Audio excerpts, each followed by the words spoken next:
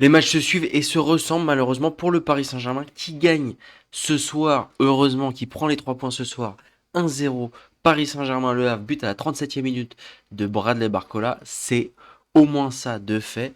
Le PSG qui s'assure la première place de la Ligue 1, notamment grâce à 4 buts d'avance, 4 points d'avance, pardon, qui est quand même, mine de rien, très très avantageux. Comme je vous le dis très souvent sur cette chaîne, je pense que c'est le succès du Paris Saint-Germain, de tous les clubs espagnols, etc., etc., de tous les gens qui réussissent bien en Ligue des Champions, c'est le fait d'être à l'aise en championnat. Quand tu es à l'aise en championnat, en Ligue des Champions, tu peux beaucoup plus être très performant, tu peux faire tourner en championnat.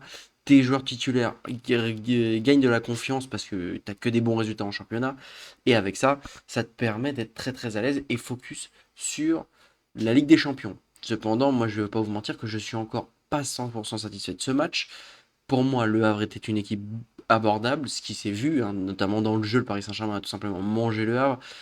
Quand tu vois qu'il y a 3,88 XG à 0,67 XG, bon, voilà, il n'y a pas eu match. Quand il y a 6 occasions de but à 1, il n'y a pas eu match. Mais au final, tu as le Paris Saint-Germain qui gagne seulement 1-0. Bref, on va voir ce qui n'a pas été assez bon pour moi dans ce match. À tout de suite. Footix parisien pour vibrer chaque jour.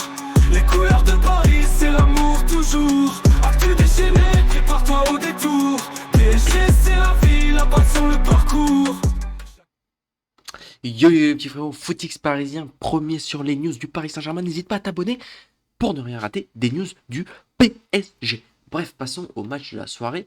1-0 pour le PSG, but de Bradley Barcola. Pour moi, je dirais que euh, c'est un de mes seuls bons points du match. Mon petit chouchou Barcola, pour ceux qui suivent la chaîne, vous le savez, Barcola, c'est mon joueur préféré au PSG. Malheureusement, depuis le début de saison, il me donne beaucoup trop peu. Là où l'année dernière, pour moi, il avait été vraiment excellentissime du début à la fin de la saison, même s'il a été parfois remplaçant. Ses entrées étaient toujours très intéressantes. Là, depuis le début de l'année, c'était un peu moins bien.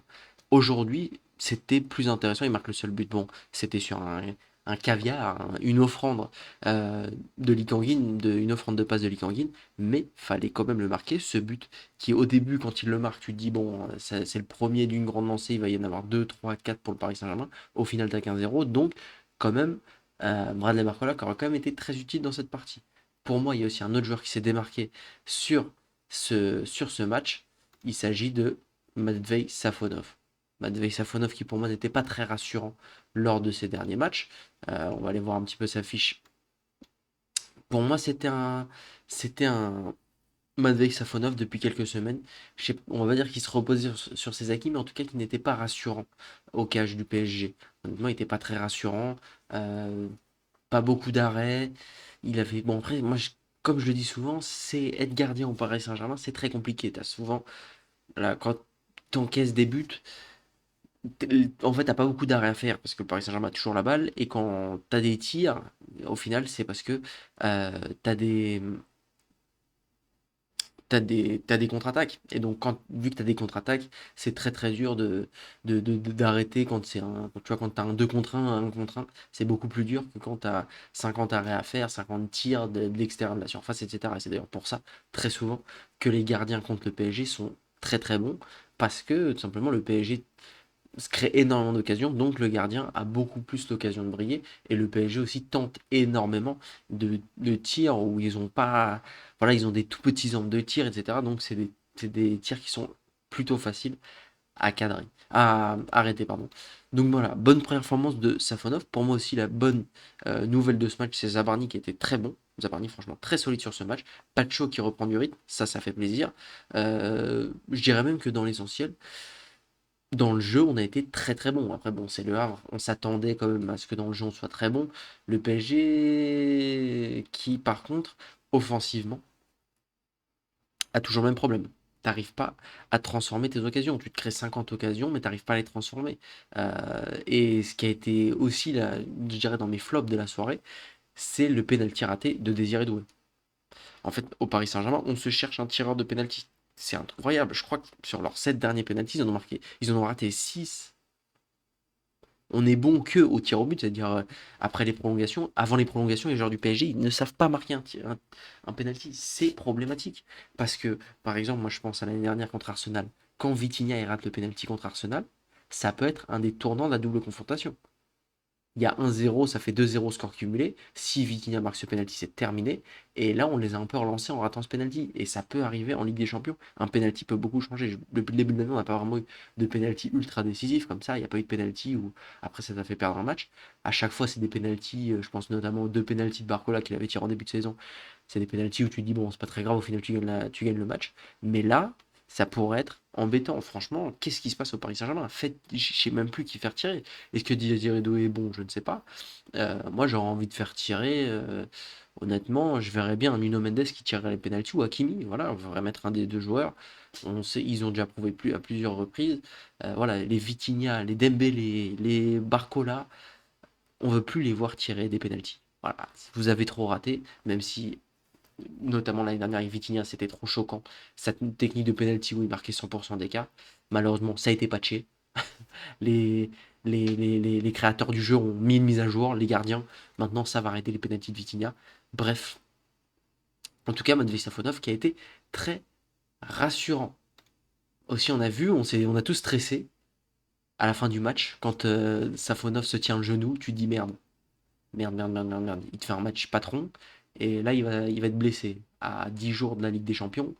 Relou, parce que la Ligue des Champions, c'est dans 10 jours. Le match contre Chelsea, c'est dans 10 jours. Relou. T'as pas envie qu'il se blesse. Parce que, mine de rien, bon, moi, ce match-là, j'aurais plutôt donné à Chevalier pour essayer de lui rendre un peu du temps de jeu et puis se reposer Safonov. Voilà, mine de rien, le match de Ligue des Champions, on se rappelle l'année dernière. Il s'était passé ça, hein. Bon voilà, il s'était passé ça. Safonov avait des minutes de jeu pendant que Donnarumma se reposait, pardon. Je pense que ça aurait pu être intéressant. Ça aurait pu être intéressant. Donc du coup, comme je vous ai dit, bon point. Je dirais même pour tous les remplaçants du PSG qui ont montré qu'ils étaient à la hauteur. Je pense à Lucas Hernandez, je pense à Zabarni, je pense même à Andro Fernandez qui a été assez intéressant. Bon, ça a été ce qui est un peu relou, c'est que pour lui, c'est qu'il est tellement à côté de bons joueurs que c'est toujours un peu le 11e homme d'une équipe. Mais bon, il commence à gagner des minutes de jeu, ça, il a fait des choses intéressantes. Tu vois très très bien que techniquement, il est excellentissime. Franchement, c'est un petit bijou, je pense qu'il va être poli par Luis Enrique. En plus, je pense par contre qu'un joueur qui doit être un peu jaloux de ça, c'est Mayoulou. Parce que Mayoulou, ce soir, il n'était pas sur le banc, je sais pas pourquoi. Ah, il a une blessure au mollet, ok, pardon. En tout cas, Mayoulou, il doit regarder ça d'un mauvais oeil, parce que je pense que le temps de jeu qu'a Dro Fernandez, bon là ça s'applique pas actuellement, je pense qu'il l'aurait bien voulu, en fait, ce temps de jeu, et je pense que ça fait un jeune de trop, en fait. T'as déjà, avec N'Jantou et Mbaye, t'as déjà deux attaquants jeunes, voilà, qui peuvent rentrer dans la rotation du Paris Saint-Germain, mais qui, on sait très bien, en Ligue des Champions, à part par exemple comme Mayoulou l'année dernière, à part s'il y a 5-0 en finale de Ligue des Champions, enfin 4-0 quand il est rentré, voilà, ces jeunes-là, ils vont pas rentrer. Là, au milieu de terrain, t'avais Mayoulou qui était dans ce registre-là, et tu t'en mets un de plus avec Dro Fernandez. Et visiblement, je dirais même que j'ai l'impression que dans la hiérarchie, Dro Fernandez est en train de passer au-dessus de Mayoulou. Mayoulou, en plus, on a vu qu'il y a eu des problèmes avec le staff au niveau de son contrat. Il a du mal à re-signer son contrat. Bref, ça peut être un cas compliqué pour Mayoulou qui pourrait partir limite cet été. Mais bon, on verra bien. En attendant, le PSG est premier de Ligue 1. Très bonne nouvelle, 4 points d'avance. Pour moi, je ne vais pas vous mentir, c'est plié. Mais quand même, faut dire ce qui est. On n'est quand même pas pleinement satisfait de ce match. La semaine prochaine, tu as le match contre Monaco. Je pense que le PSG va faire tourner, même si c'est quand même 5 jours avant le match contre Chelsea. Je pense quand même que le PSG va faire tourner. Maintenant qu'on est à l'aise en Ligue 1, tu peux te permettre de faire une égalité contre Monaco.